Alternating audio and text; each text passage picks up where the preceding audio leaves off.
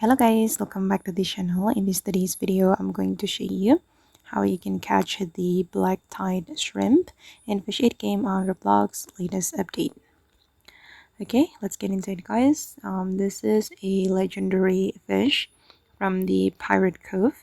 So if you want to catch this shrimp, you need to go to the Pirate Cove first, the Pirate Cove Island, which is new location from the Pirate Cove update, and then you can go to this spot and start fishing.